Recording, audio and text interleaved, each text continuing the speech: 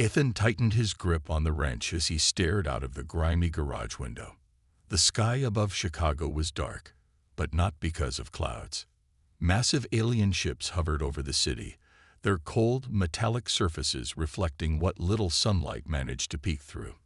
He had seen them arrive just hours ago, silent at first, then deafening as they unleashed their weapons on the unsuspecting world below. The news reports were chaotic, filled with broken voices and shaky footage of destruction. The invaders, who called themselves the Krylos, had broadcast a single message across every channel. "Your resistance is meaningless," their leader had said in a voice that sounded both mechanical and alive. "We have come to claim this planet. Submit or perish." Ethan didn't need to hear it again. The words replayed in his mind like a bad dream. He turned away from the window and looked at the old radio sitting on the workbench. Static crackled faintly from its speakers, interrupted occasionally by fragments of panicked broadcasts. Military jets screamed overhead, followed by deep, thunderous booms that shook the ground. Ethan knew those sounds well. They were the echoes of humanity's desperate attempts to fight back. But the Krylos ships barely flinched under the assault. Their shields absorbed missile after missile, leaving Earth's forces helpless. Ethan sighed and wiped sweat from his brow. Once, he'd been a soldier. Now he fixed cars for a living, trying to leave the violence of his past behind. But today, there was no escaping it. His wife, Lisa, hadn't come home yet. She worked at a research lab downtown, studying strange signals that had been detected coming from space months before the invasion. He hoped she was safe, but the thought gnawed at him. What if she wasn't? What if the aliens had already reached her? A sharp knock at the garage door startled him. Grabbing a crowbar, Ethan moved cautiously toward the sound. Peering through the small gap in the door, he saw Rachel standing outside. Her usually calm face was pale, her hands trembling as she clutched a backpack. Rachel lived a few blocks away and used to manage supply chains for a local factory. If she was here, things must be worse than he thought. "Let me in," she whispered urgently. Ethan unlocked the door and pulled her inside. "What's going on?" he asked. "They're targeting the suburbs next," Rachel said, breathing heavily. "I heard them talking about it on the emergency channels. They're rounding people up, taking them somewhere. We don't have much time." Ethan felt a chill run down his spine. "Lisa's still out there," he muttered. Before Rachel could respond, an explosion rocked the neighborhood. The blast rattled the garage windows, sending shards of glass scattering across the floor. Outside, screams pierced the air. "We can't stay here," Rachel said firmly. "There are others hiding nearby. We're forming groups to resist, to hit back where we can. You've got skills, Ethan. We need you." For a moment, Ethan hesitated. He wasn't a fighter anymore. But then he thought of Lisa, alone and vulnerable, and the millions of others who couldn't defend themselves. The Krylos might think they'd already won, but they didn't know humanity. Not yet. "All right," Ethan said finally, grabbing a jacket and stuffing tools into a bag. "Let's go." Ethan and Rachel moved quickly through the deserted streets, sticking to shadows and alleys to avoid detection. The city was eerily quiet now, save for the distant hum of alien ships patrolling overhead. Every so often, they passed burned-out cars and shattered storefronts, reminders of the chaos that had erupted when the Krylos arrived. Ethan kept his crowbar close, his eyes scanning every corner for danger. They reached a crumbling warehouse on the edge of the industrial district. Inside, a group of about 20 people huddled together, their faces weary but determined. Some were armed with makeshift weapons, baseball bats, knives, even pieces of rubber. Others carried medical supplies or food scavenged from abandoned stores. A woman named Sarah, who looked like she hadn't slept in days, greeted them at the door. "You made it," she said, relief flickering across her face. "We heard explosions near your place." "Yeah, we got out just in time," Ethan replied. He glanced around the room, taking stock of the group. Most were ordinary people, teachers, mechanics, shopkeepers, thrown together by circumstance. They weren't soldiers, but they shared one thing, a refusal to give up. Rachel stepped forward. "Listen up," she called, raising her voice just enough to be heard over the murmurs. "The Krylos think they've already won. They're wrong. We can hit back if we work together. For now, we focus on small targets, supply depots, patrols, anything that weakens them. But we need information first. That's why I brought Ethan." All eyes turned to him. Ethan shifted uncomfortably under their gaze, but nodded. "I'm not promising miracles," he said, "but I'll do what I can." Later that night, Lisa managed to contact him through an old radio set someone had salvaged. Her voice crackled through the static, strained but steady. "Ethan, are you okay?" she asked. "I'm fine," he replied, gripping the receiver tightly. "Where are you? Are you safe?" "For now," Lisa said. "But listen, I found something here at the lab. Before everything went dark, we were analyzing those signals the Krylos sent when they arrived. There's something hidden in the data. It might be important." Ethan frowned. "Important how?" "I don't know yet," Lisa admitted. "But it could help us understand their technology, or maybe even fight back. The problem is, the main server with the data is outside the city, at the old tech facility near Oak Park." Ethan exchanged a glance with Rachel, who had been listening nearby. "That's risky," Rachel said quietly. "The Krylos have patrols everywhere." "It's our best shot," Ethan muttered. Turning back to the radio, he said, "Lisa, stay safe. I'll figure out a way to get to the facility." After ending the transmission, Ethan explained the situation to the group. Not everyone liked the idea of venturing so far into enemy territory, but they all understood the stakes. If Lisa was right, this could be the break they needed. The next morning, Ethan, Rachel, and 3 others set out for Oak Park. The journey was tense, every sound making them flinch. At one point, they hid in an abandoned building as a Krylos patrol drone swept past, its red sensors scanning the area. When it finally moved on, Ethan let out a breath he didn't realize he'd been holding. By late afternoon, they'd reached the tech facility, a sprawling complex surrounded by high fences, topped with barbed wire. The front gate was damaged, likely from earlier attacks, but the building itself seemed intact. As they slipped inside, Ethan noticed signs of a struggle. Desks were overturned, papers scattered across the floor, and scorch marks marred the walls. "This place has been raided," Rachel whispered. "Doesn't mean they got everything," Ethan replied. He led the group deeper into the building, searching for the server room. After several wrong turns, they found it, a small locked room filled with blinking lights and humming machines. One of the others, a wiry man named Paul, knelt to examine the lock. "Give me a minute," he said, pulling out a set of tools. While they waited, Ethan couldn't shake the feeling that they weren't alone. He scanned the hallway, his heart pounding. Just as Paul opened the door, a low growl echoed behind them. Spinning around, Ethan saw 2 Krylos soldiers stepping into view, their sleek armor glinting in the dim light. Their weapons were already raised. "Get inside," Ethan shouted, shoving Paul toward the server room. Bullets flew as the group scrambled to take cover. The fight had begun, and there was no turning back. Ethan fired blindly into the hallway, his stolen Krylos rifle shaking in his hands. The alien soldiers returned fire, their weapons cutting through the air with a sharp, buzzing sound. Sparks flew as bullets ricocheted off metal walls.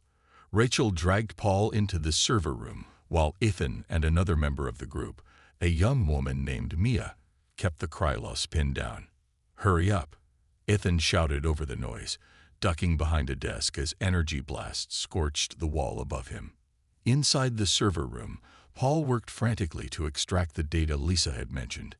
His fingers danced across a keyboard connected to the mainframe, lines of code scrolling rapidly on the screen. "Almost there," he muttered, sweat dripping down his face.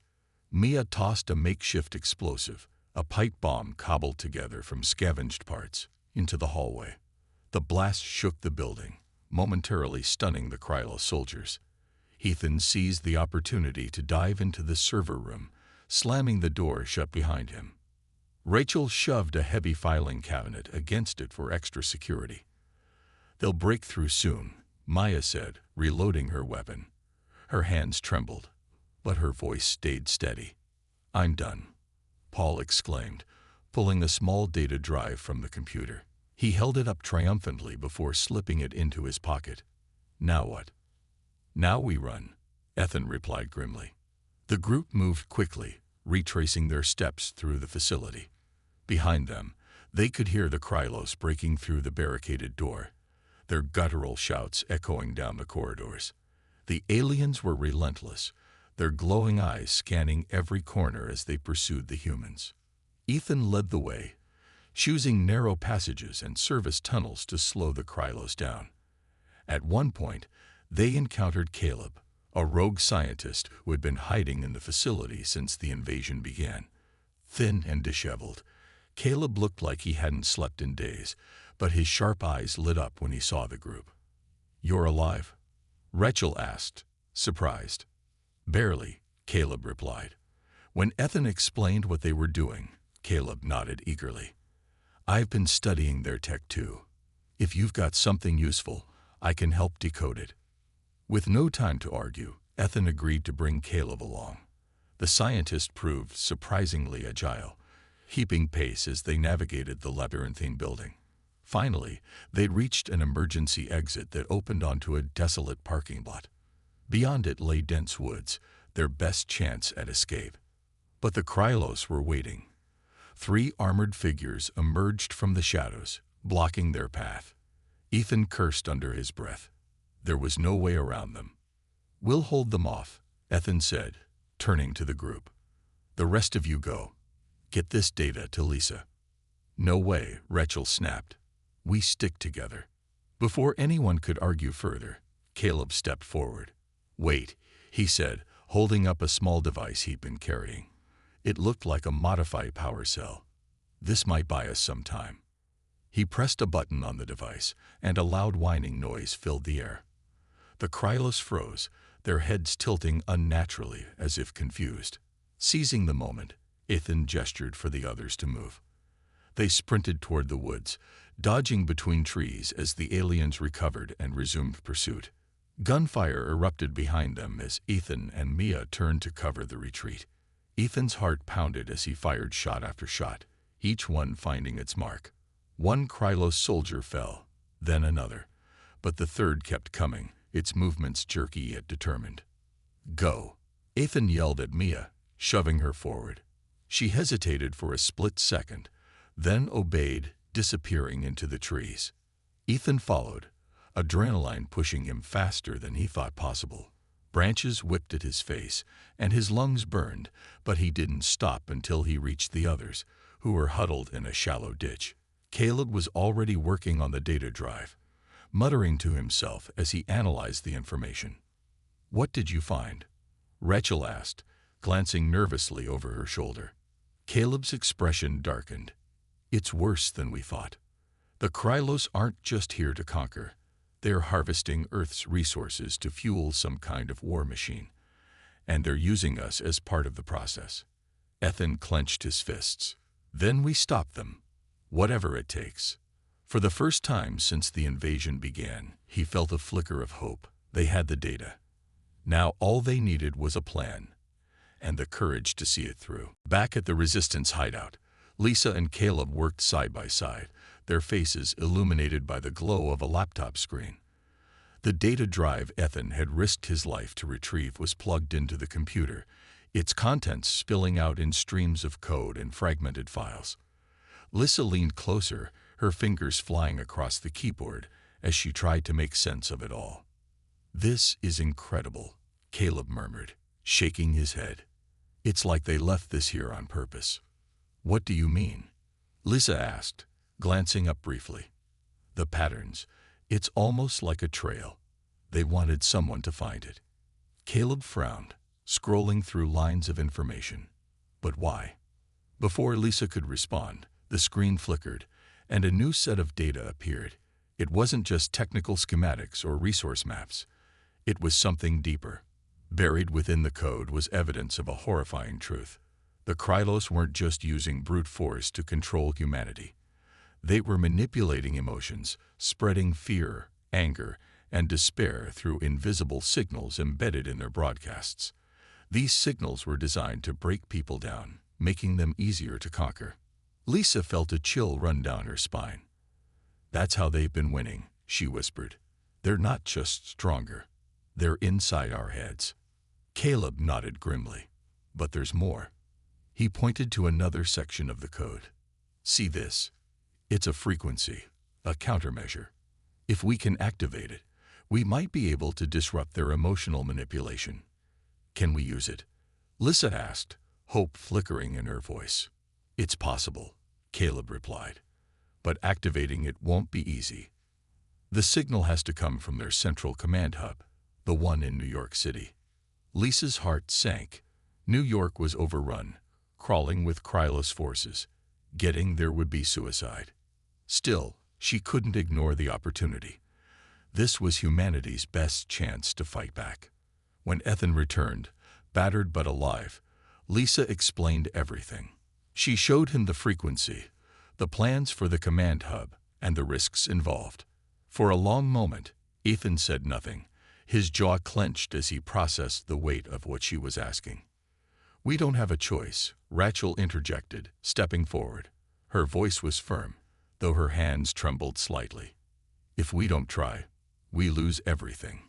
Ethan looked around at the group: Rachel, Caleb, Mia, Paul, and a few others who had joined them along the way.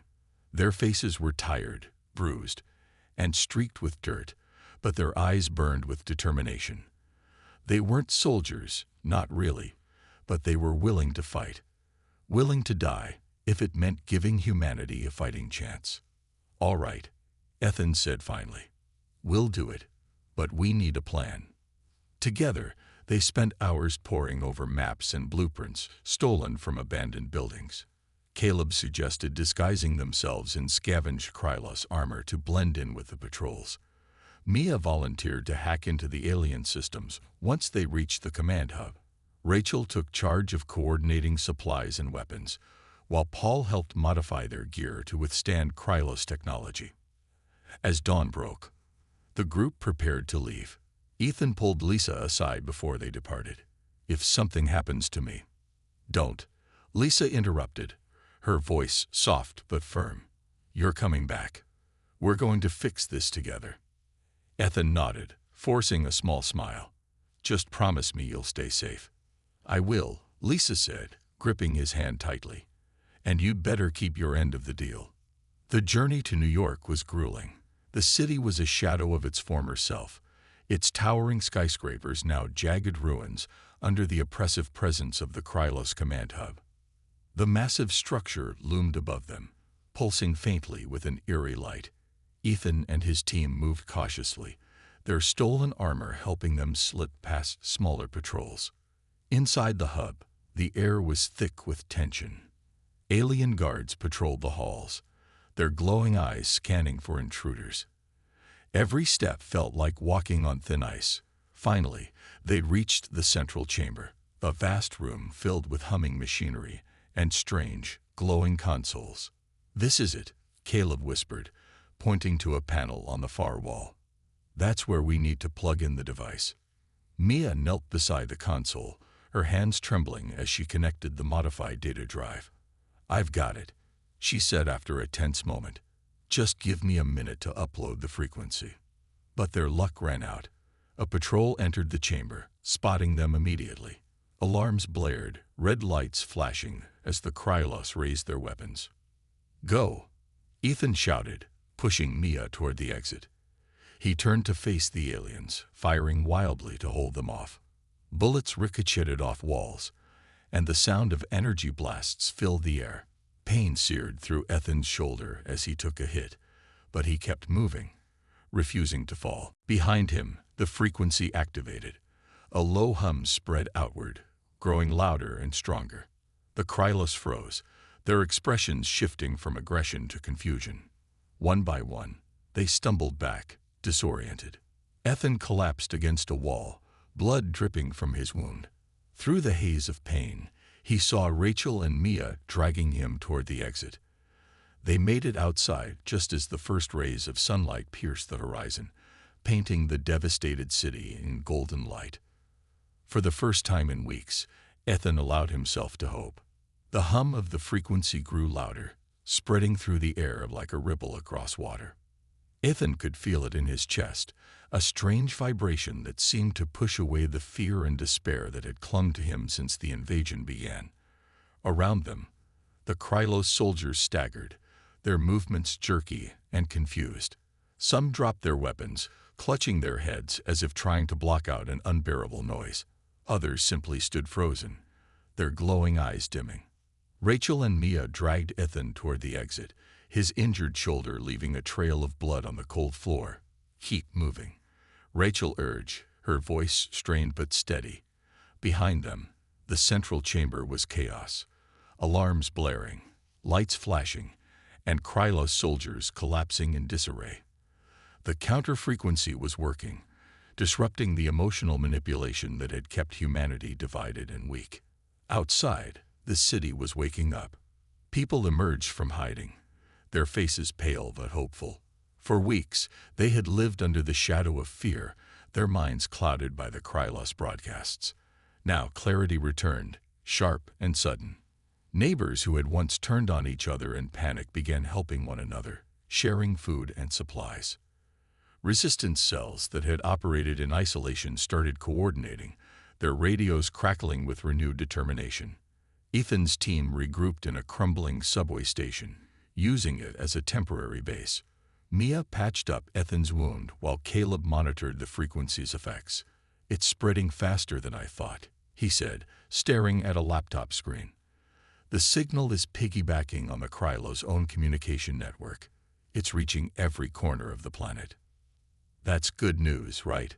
Maya asked, tying off the bandage around Ethan's arm. "It's amazing news," Lisa replied, her voice trembling with emotion. "But we're not done yet. The Krylos won't give up easily. They'll adapt, find a way to counteract this." "She's right," Ethan said, sitting up despite the pain. "We've got a window of opportunity, but it won't last long. We need to hit them hard. Now." Rachel nodded. "The resistance groups are already mobilizing. If we can coordinate a global strike, we might be able to cripple their operations before they recover." Ethan looked at the map spread out on the ground, marked with locations of Krylos strongholds and resource depots. "New York was just the start," he said. "We need to take the fight to them everywhere, at the same time." Over the next few hours, the group worked tirelessly to organize the attack. Using scavenged radios and old satellite networks, they reached out to resistance cells around the world. Messages poured in from Europe, Asia, Africa, and South America. Reports of successful ambushes, liberated towns, and growing numbers of fighters. Humanity was rising, united by the clarity the counter-frequency had brought. As night fell, Ethan stood outside the subway station, watching the horizon. The Krylos ships still hovered above the city, but their once imposing presence now felt fragile, uncertain. He thought about all they had lost, the lives destroyed, the cities reduced to rubble, but also about what they had gained. Hope, unity, strength. Lisa joined him, wrapping a blanket around her shoulders against the chill. "Do you think we can win?" she asked quietly. Ethan hesitated, then nodded. "We have to. Not just for us, but for everyone who's counting on us." The final phase of the plan began at dawn. Resistance fighters launched coordinated attacks on Krylos facilities worldwide, targeting supply lines, communication hubs, and troop deployments. In New York, Ethan led a team back into the command hub to destroy its core systems. The building was eerily quiet now, the Krylos forces inside either incapacitated or retreating. They reached the central chamber without encountering much resistance. Caleb set explosives around the machinery while Ethan kept watch. "How much time do we have?" Ethan asked, glancing at the countdown timer on the detonator. 5 minutes, Caleb replied, his hand steady despite the tension in the air. Once this goes off, the entire network will collapse. As the timer ticked down, Ethan heard footsteps echoing down the corridor. A group of Krylos soldiers appeared, their weapons raised. Ethan fired first, the sound of his rifle blending with the shouts of his team. The fight was brutal and chaotic, but the humans held their ground, driven by a shared purpose. When the explosives detonated, the chamber erupted in a blinding flash of light. The team barely made it out alive, stumbling into the daylight as the building crumbled behind them. Smoke billowed into the sky, marking the end of the Krylos' control over Earth. Ethan looked around at his team, battered but alive. They had struck a decisive blow, but the war wasn't over yet. Still, for the first time, victory felt within reach. The destruction of the Krylos command hub in New York sent shockwaves across the planet, both literal and figurative. The alien ships hovering above cities began to retreat, their once unstoppable forces suddenly disorganized and vulnerable. Resistance fighters around the world seized the moment, launching wave after wave of attacks on Krylos strongholds. Humanity was no longer afraid. For the first time since the invasion began, people believed they could win. Ethan and his team returned to their hideout, exhausted but triumphant. Word of their success in New York had spread quickly, and resistance leaders from other regions were reaching out, asking for guidance. Rachel took charge of organizing the global effort, her calm demeanor masking the storm of emotions inside her. Lisa worked alongside Caleb, analyzing data from the destroyed hub to find weaknesses in the Krylos' remaining forces. Meanwhile, Ethan tended to his wound, his mind replaying the battle over and over again. "We did it," Maya said one evening, breaking the silence as the group sat together in the dimly lit subway station. Her voice was soft, almost hesitant, as if she couldn't quite believe it herself. "Not yet," Ethan replied, leaning back against the wall. "They're still out there. We've hurt them, but they'll come back stronger if we let them." Caleb nodded. "He's right. The Krylos are desperate now. They won't leave without a fight." Despite the lingering danger, there was a sense of hope in the air. Reports poured in from every corner of the globe. Towns liberated, supply depots destroyed, and Krylos patrols ambushed. The counter-frequency had awakened something in humanity, a shared strength born of unity and determination. People who had once been strangers now fought side by side, driven by a common goal. The next morning, Ethan led a small group back into the city to gather supplies. The streets were eerily quiet, the usual hum of alien activity replaced by an unsettling stillness. As they moved through the wreckage, Ethan noticed something strange. Human figures being herded into large transport ships by the few Krylos soldiers still active. His stomach tightened. They were taking prisoners. "We need to stop them," Ethan said, gripping his weapon tightly. Rachel stepped forward. "If we can free those people, it'll boost morale even more. But we'll need reinforcements." Within hours, a larger team assembled, armed with whatever weapons they could scavenge. They infiltrated the area where the transports were docked, using stealth to avoid detection. The sight that greeted them was horrifying. Rows of humans, their faces blank and lifeless, being loaded onto ships like cargo. Ethan clenched his fists, anger surging through him. "This ends now," he muttered, signaling for the team to move in. The attack was swift and brutal. Resistance fighters opened fire on the Krylos guards, catching them off guard. Chaos erupted as the aliens scrambled to defend themselves. Ethan charged toward the prisoners, shouting for them to run. At first, they didn't respond, their minds still dulled by the emotional manipulation. But as the counter-frequency continued to spread, clarity began to return to their eyes. One man broke free, then another, until dozens were running toward safety. Ethan stayed behind to cover their escape, firing relentlessly at the Krylos soldiers. A blast grazed his leg, sending him stumbling to the ground. Before he could get up, a Krylos soldier loomed over him, its weapon raised. Suddenly, a shot rang out, and the alien fell. Rachel stood a few feet away, her rifle smoking. "You okay?" she asked, extending a hand. Ethan nodded, pulling himself to his feet. "Thanks." By the time the dust settled, the transport ships were abandoned, their engines silent. The freed prisoners joined the resistance, swelling their ranks even further. News of the rescue spread quickly, inspiring others to rise up against the invaders. As night fell, Ethan stood atop a crumbling building, looking out over the city. The Krylos ships were retreating into space, their forces in disarray. Humanity had struck back harder than anyone thought possible, but Ethan knew the fight wasn't over. The Krylos would regroup, and when they returned, Earth would need to be ready. For now, though, there was a moment of peace. Ethan glanced at his team. Lisa, Rachel, Caleb, Mia, all standing together, united by what they had endured. They had faced impossible odds and emerged stronger. Hope burned brighter than ever, a beacon guiding them toward a future they would build together.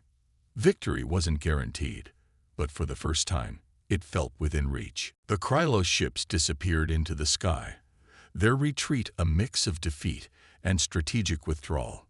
Humanity watched as the massive vessels shrank into tiny dots before vanishing altogether. For the first time in weeks, the skies were clear, the air free of the oppressive hum that had weighed on everyone's minds. But no one celebrated just yet. Ethan knew better than to let his guard down. The Krylos might be gone for now, but they would return, and next time, they would come prepared. In the days that followed, the world began to rebuild. Cities that had been reduced to rubble became hubs of activity as people worked together to clean up the destruction. Resistance fighters transitioned into community leaders, organizing efforts to restore power, water, and food supplies. Ethan and his team stayed in New York, helping coordinate global recovery efforts. Rachel took charge of logistics, ensuring resources reached the hardest-hit areas. Caleb and Lisa focused on studying the Krylos technology left behind, hoping to reverse engineer it for humanity's defense. Ethan walked through the streets one morning, watching as neighbors helped each other rebuild homes and businesses. Children played in the ruins, their laughter echoing off the broken walls. It was a small sign of hope, but it meant everything. He thought about how far they had come, from scattered survivors to a united force capable of standing up to an alien invasion. Lisa joined him, carrying a clipboard filled with notes. "Caleb found something interesting," she said, her voice tinged with excitement. "He thinks we can adapt their shield technology to protect entire cities." "That's good news," Ethan replied, though his expression remained serious. "But we need more than shields. We need weapons, ways to fight back if they come again." "We're working on it," Lisa assured him. "But it's going to take time." Time was something they didn't have much of, but Ethan forced himself to stay patient. They had already achieved what many thought was impossible. If they could do that, they could prepare for whatever came next. That evening, the team gathered in the subway station they had turned into their base. Rachel stood at the front of the room, addressing the group. "We've made progress, but this isn't over," she said firmly. "The Krylos underestimated us once. Let's make sure they never do it again." Mia raised her hand. "What about the prisoners they took? What happens to them?" Ethan sighed. "We don't know yet, but if there's a way to bring them home, we'll find it." Caleb chimed in, holding up a piece of alien tech. "This gives me hope. If we can understand their systems, we can anticipate their moves, maybe even track them." As the meeting ended, Ethan stepped outside for some fresh air. The sun was setting, painting the horizon in shades of orange and pink. He thought about all they had lost, friends, family, entire cities, but also about what they had gained. Humanity had faced its darkest hour and refused to give up. Together, they had tapped into a strength no one knew existed. Lisa joined him, leaning against the railing beside him. "You did good, Ethan," she said softly. "All of you did." "It wasn't just us," Ethan replied. "It was everyone. That's how we won." Lisa nodded, her eyes glistening with unshed tears. "Do you think we'll see peace again?" "I don't know," Ethan admitted. "But I do know this. We'll be ready." Weeks turned into months, and life slowly returned to a semblance of normalcy. Schools reopened, farms were replanted, and markets buzzed with activity. Resistance cells evolved into networks of innovation, using Krylos technology to build defenses and improve daily life. Ethan and Lisa settled into a quiet routine, finding solace in each other's company. Rachel traveled across the country, training new groups of fighters. Caleb and Mia continued their research, determined to unlock the secrets of the Krylos advanced systems. One day, Ethan climbed to the top of a rebuilt skyscraper, looking out over the city. It wasn't perfect. Scars remained, reminders of the devastation. But it was alive. People moved with purpose, their faces filled with determination rather than fear. Below him, children flew kites in the park, their laughter carried by the wind. Ethan smiled faintly. Humanity had been pushed to the brink, but it had risen stronger. Whatever challenges lay ahead, they would face them together. For now, that was enough.